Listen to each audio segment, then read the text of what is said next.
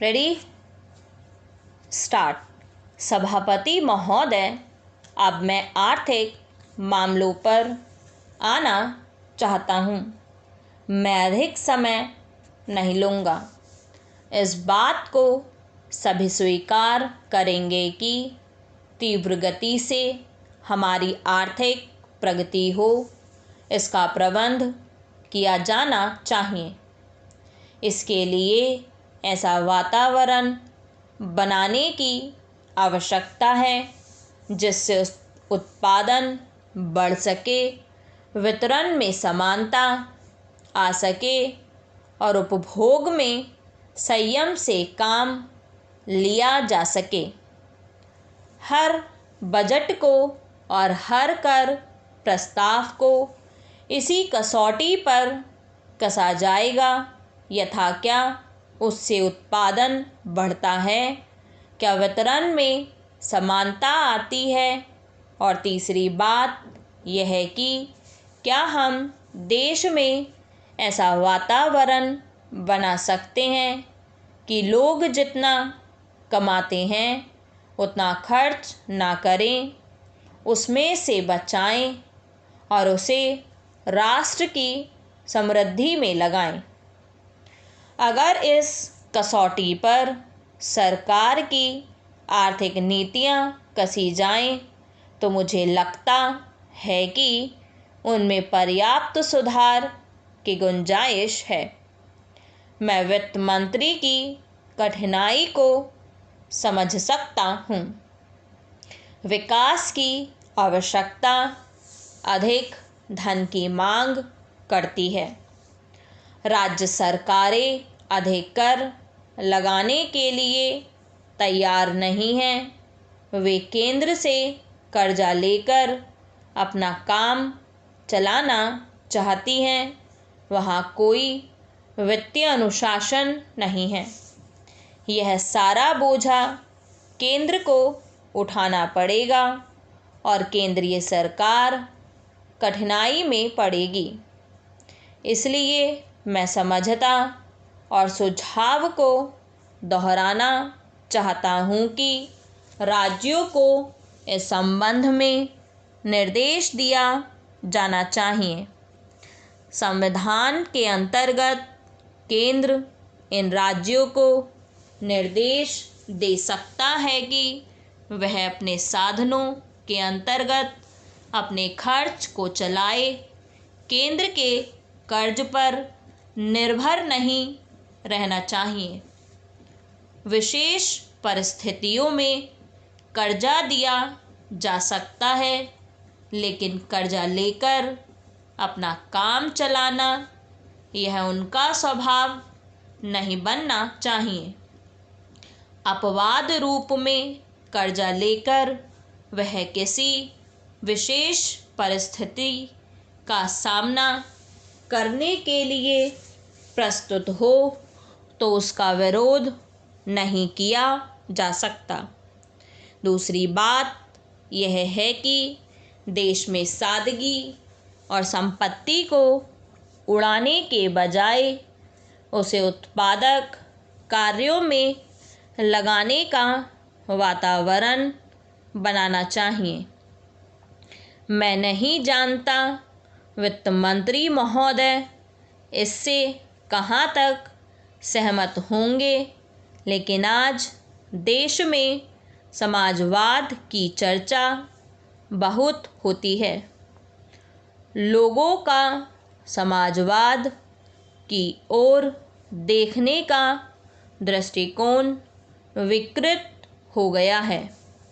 लोग हमें क्या मिलता है इस ओर ज़्यादा ध्यान देते हैं, हम कितना खर्च करते हैं इस ओर ध्यान नहीं देते हैं। समाजवाद बिना संपत्ति की अभिवृद्धि किए और बिना उसके समान वितरण के नहीं आ सकता। हमारा देश कृषि प्रधान देश है। सभापति महोदय, खेती के बाद उद्योग का हमारे देश के आर्थिक जीवन में बड़ा प्रमुख और महत्वपूर्ण स्थान है। स्वतंत्रता के बाद देश में बड़े बड़े और मौलिक उद्योग धंधे खड़े किए गए हैं, जिनकी बहुत आवश्यकता थी। उस दिशा में अच्छा प्रयास किया गया है और उसमें बड़ी सफलता भी मिली है। लेकिन जहां बड़े बड़े उद्योग धंधे खड़े हुए, वहां छोटे छोटे उद्योग धंधों की, विशेष रूप से उन उद्योग धंधों की जो देश में परंपरा से चले आ रहे थे, बड़ी उपेक्षा हुई। बहुत से उद्योग धंधे अपने पुराने ढंग से चले आ रहे हैं, उनमें कोई नया परिवर्तन नहीं लाया जा सकता है, उनका कोई विकास नहीं हो सकता है। देश की स्थिति को देखते हुए विशेष रूप से ग्रामीण क्षेत्रों में कौन से नए उद्योग धंधे खड़े किए जा सकते हैं, इस बारे में कोई अनुसंधान नहीं किया गया है।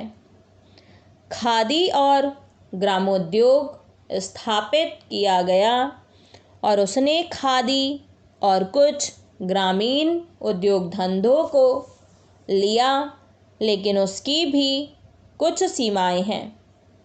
बहुत से उद्योग धंधे ऐसे हैं जिनको प्रोत्साहन दिया जाना चाहिए था, लेकिन प्रोत्साहन देना तो दूर रहा, ऐसी नीति अपनाई गई कि उनके काम में बाधा पैदा हुई और उनमें बहुत से टूट गए। इसका परिणाम यह हुआ है कि एक तरफ तो हमने दिखाने के लिए बड़े बड़े कल कारखाने खड़े किए हैं, लेकिन दूसरी तरफ बेकारों की संख्या बढ़ती गई है। आज यह समस्या एक भीषण रूप में हमारे सामने आई है। यदि हम छोटे छोटे उद्योग धंधों को, विशेष रूप से कृषि से संबंधित उद्योग धंधों को बड़े बड़े शहरों में नहीं, दूर दूर ग्रामीण क्षेत्रों में नहीं फैलाते हैं, तो इसके दो दुष्परिणाम होंगे। एक तो उद्योगों का केंद्रीकरण होगा, दूसरे शहरों की जनसंख्या बढ़ेगी, जिससे अनेक जटिल समस्याएं पैदा होंगी।